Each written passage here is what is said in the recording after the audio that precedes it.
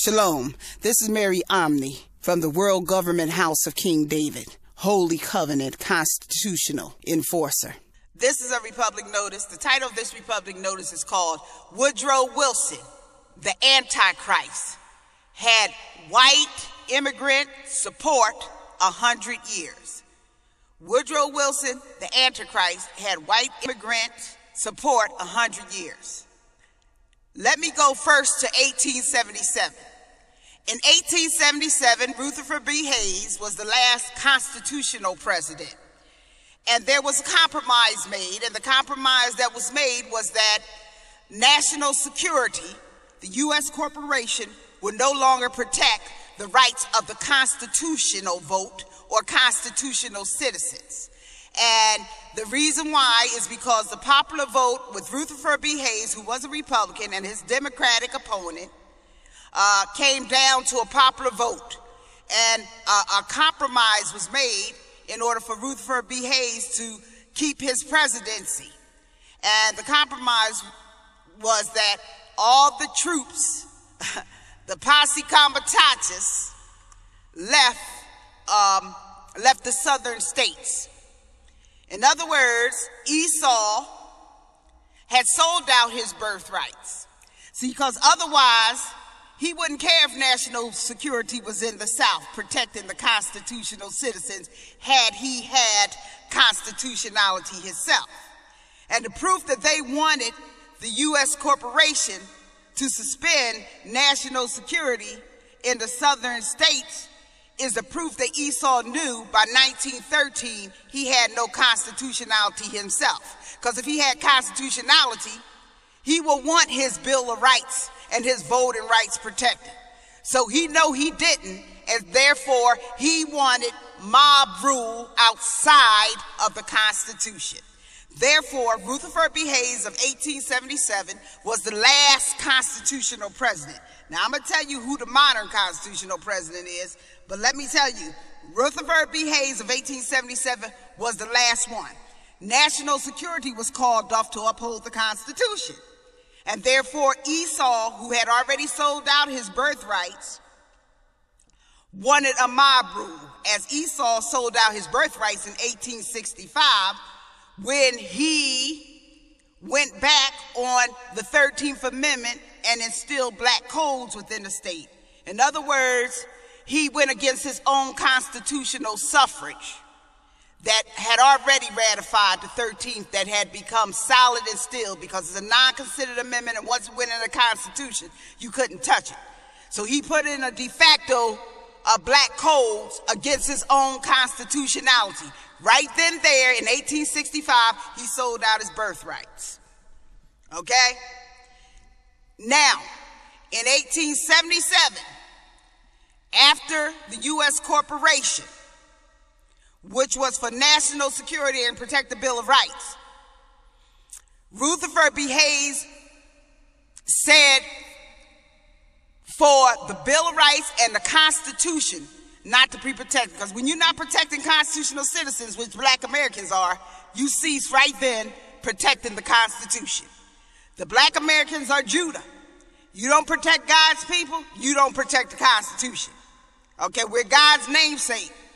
The Constitution don't say, oh, you have to like the person to respect their constitutionality. No, you respect the Constitution at all costs. I don't care if the person don't look like you don't want them to look. I don't care if you don't like them. If they are in that Constitution, you are to respect that Constitution.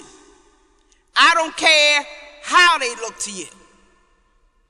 Because it wasn't based on how they look. It was based on the constitutional law and contract. It wasn't based on whether you like them or whether you saw them as a nigga.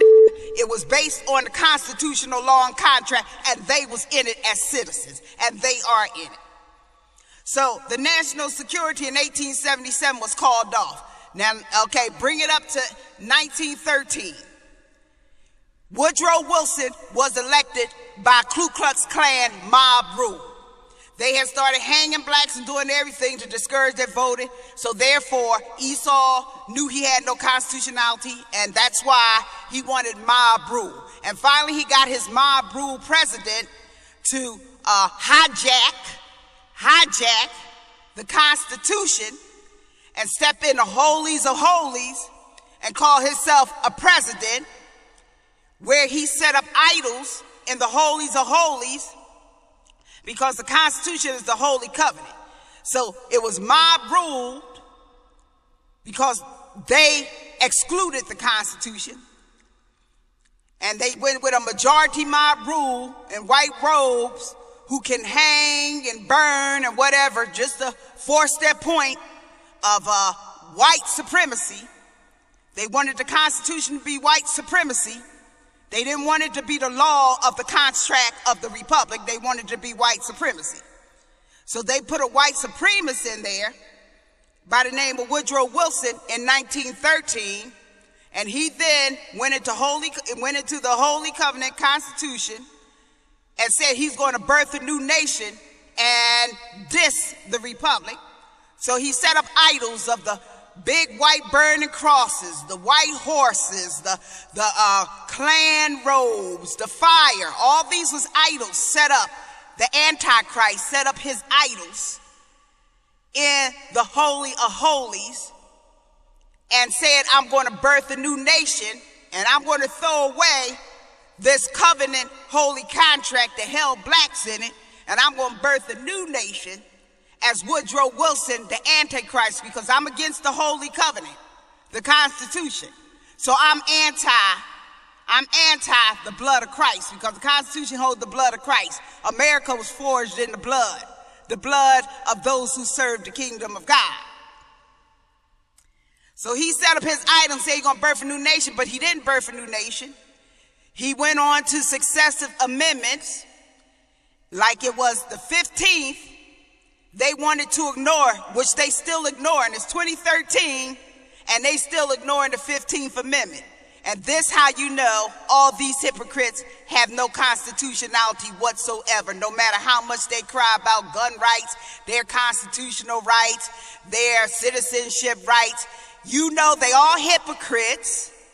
You know they're all hypocrites, because in 2013, 100 years later, than 1913, they never say nothing about the 15th Amendment, the black man supreme vote contracted ultimately that could nullify all immigrants' votes, because immigrants were non-consented to have voting rights over constitutional citizens. So you got to be a hypocrite to think that any immigrant could come in here and have rights over those that's constitutional citizens and put who they want in for their all-white senators and all-white governors.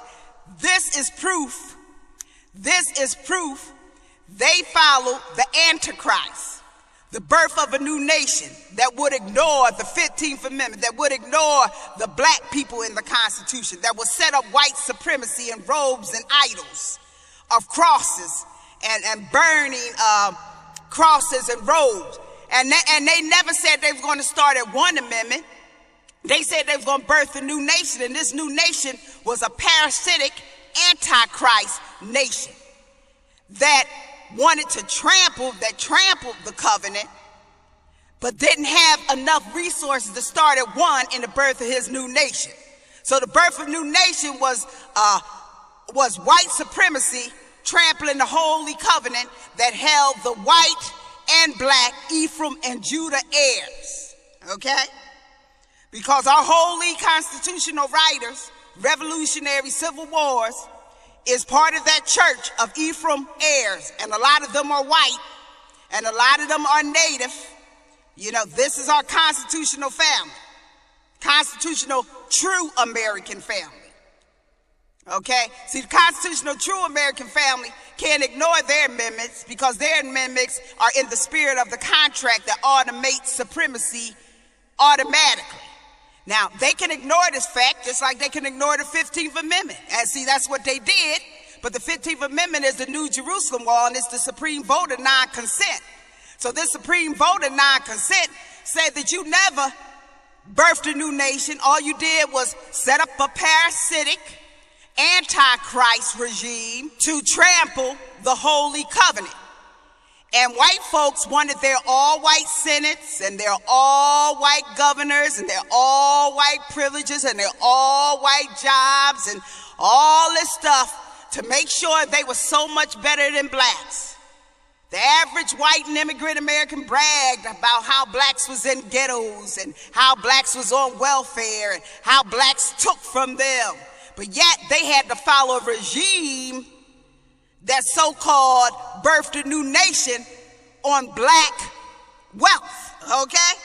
See, and that's how you know that whites today are part of the Antichrist. So they can point a finger at President Obama, but they laid down 100 years of following Woodrow Wilson. All whites and immigrants in America laid down a foundation of 100 years from 1913. Woodrow Wilson started the military-industrial complex, set up all the military evil, and whites have been voting for it ever since, just to make sure the Senate was all white, just to make sure governors was all white, just to make sure the children stayed in all white, just to make sure everything was all white, even their senators who consented him in all white to debt slavery because they wanted to have the right to steal a non-consented birthright. And Woodrow Wilson set up the industrial complex to trick them. So they've been following a hijacker, Woodrow Wilson, that set up a parasitic regime since 1913 with the bankers, the Catholics, and a whole bunch of gangsters. And whites gladly and immigrants gladly came and voted for it and followed it long as they felt as though for their whoreship, they got all the trinkets. They consented to debt and captivity. They consented to slavery to the bankers, the devil, the military-industrial complex. They consented to it all. And they still, to this day, ignore the 15th Amendment. That is the solid proof they have no constitutionality whatsoever, meaning no gun rights, and the bankers and everybody know it, and they coming for your indebted, slave-consenting asses to debt and theft because you have no constitutional protections whatsoever, which means you're not going to be protected by God, Jesus Christ, or the cosmic kingdom. The law of karma and judgment is upon you. This is Mary Omni from the House of King David. Shalom.